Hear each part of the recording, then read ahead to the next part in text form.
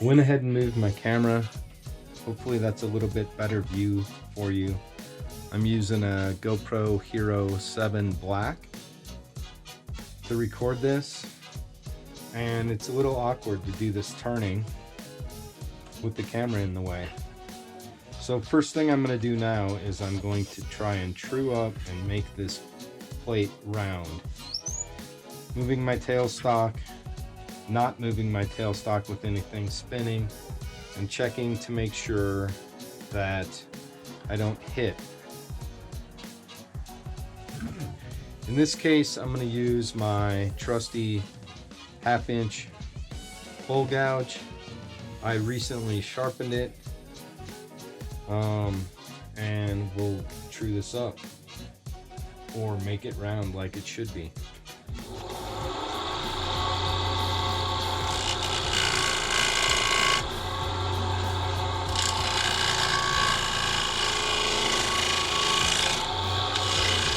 I know the question always gets asked, and I'm turning somewhere around 1400, between 14 and 1800.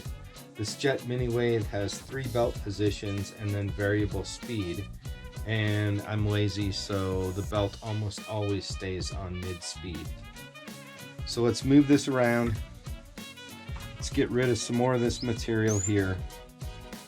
Adjust the tool rest, make sure nothing hits, and turn a little more.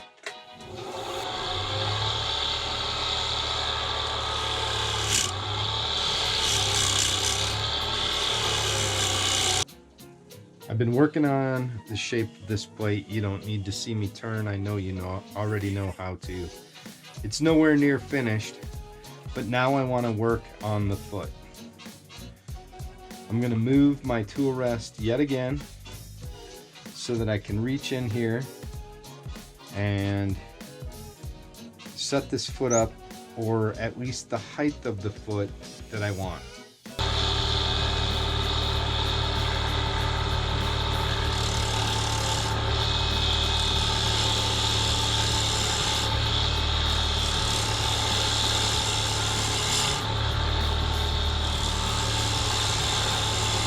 Now I want to check the height of my foot and see if I'm happy with it.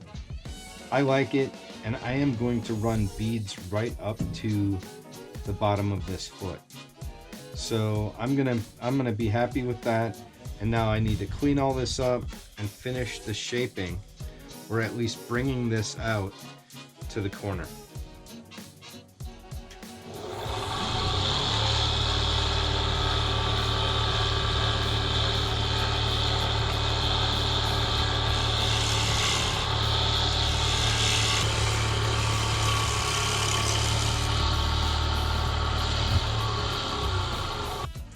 Now that's a reasonable shape there.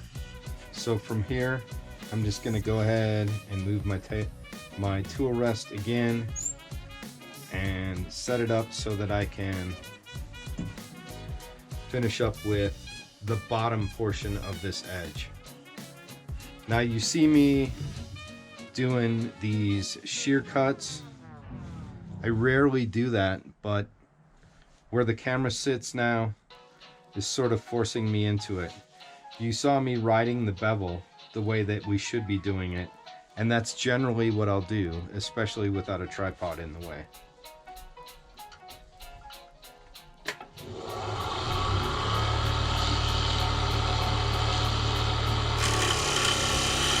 Alright, the back of this plate is now turned. I'm going to turn my speed down all the way on the middle setting, which gives me somewhere around 1100. Way too fast to be sanding, but again, I'm too lazy to change the belt speed. I'm going to run through just 3 grits. I'm going to start with 100 and hit up some 150 and then 220. It's going to be quick too. I just want to get some of these lines out, as I wasn't as careful as I should have been turning, and we are going to just bead this anyways. It doesn't have to be 320, 440. Our normal super smooth, not required.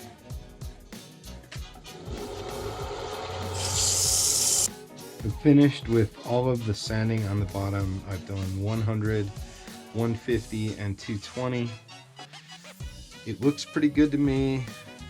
I can see a couple of lines, but I can see a couple of tool marks and a little bit of scratches from the sandpaper, but that's all going to be gone after I do the beading.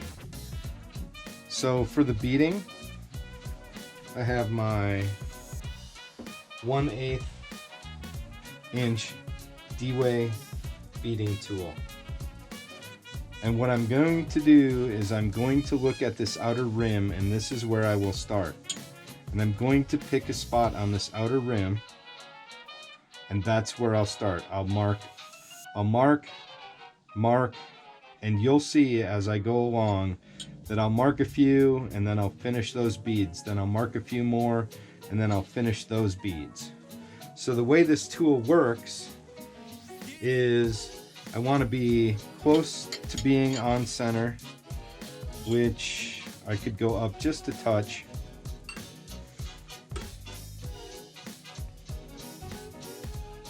And I want to start with the tool angled down. I hope you can see that. And that's how I'll mark. And then I'll bring the tool up about halfway, maybe between my 45 and my 90, and I'll work the bead a little more, and then almost level, and that's how I'm going to finish up the bead.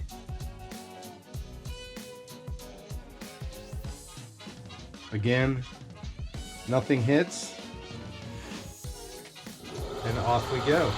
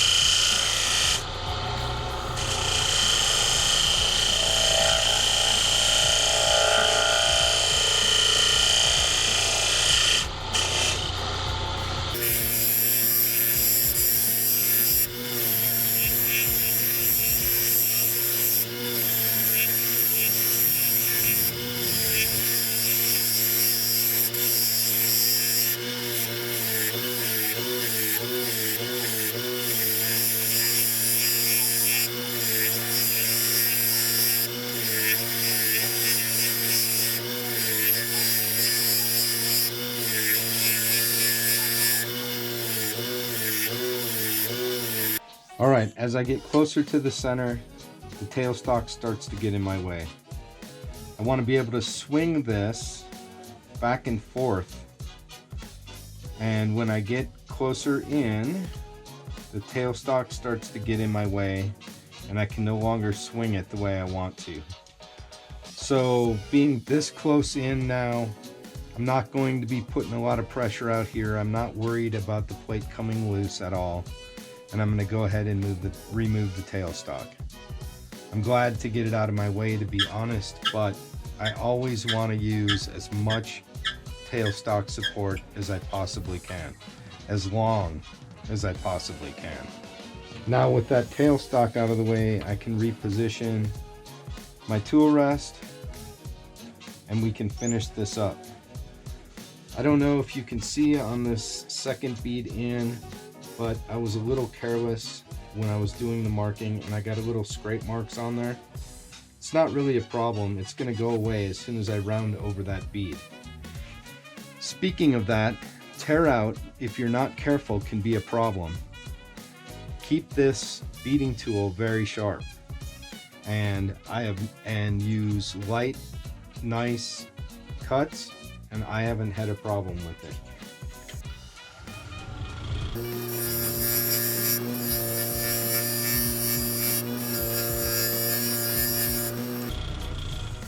So let's check that bead right now, because that's the bead that had the mark in it, and you can see right here it's been taken care of, or for the most part. Oh, I'll have to go just a little bit more.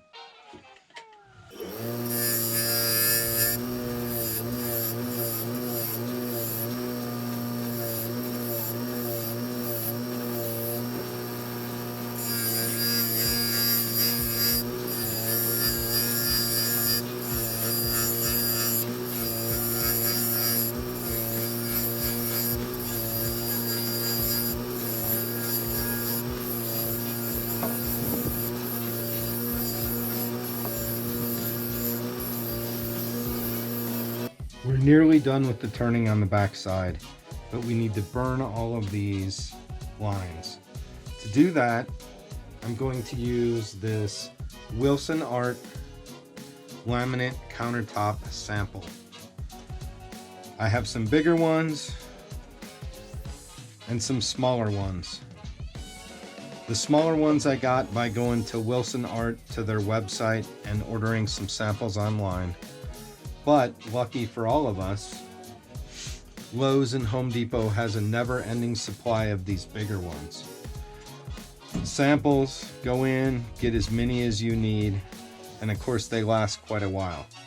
Now this is a really big piece to try to be burning with, so I cut them down into pieces to sizes that I want to use.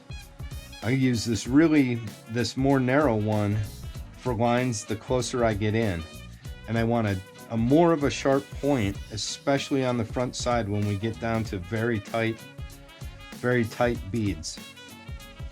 I'm going to turn my lathe all the way up to do the burning, and I'm going to hold it on there long enough just to hear or smell the burning. So on this middle setting, full speed is 2600 RPMs.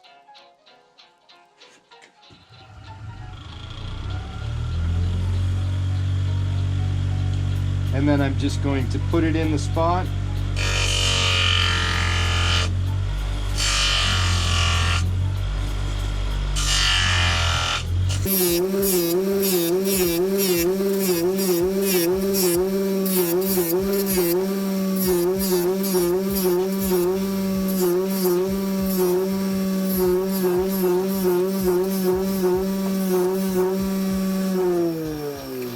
Now let's take a look at what we have. So my burn lines are all pretty good. They're going to be good enough. I won't even try to touch them up and reburn anything. But you can see that there's some burn on these beads. Now Harvey Meyer uses the red scrubby pads, which are soft enough that it doesn't do anything to your beads. I don't have any of those. And again, I just haven't picked any up to try it yet. So myself, I'll use the 4/0 steel wool, and it should clean up some of that burn.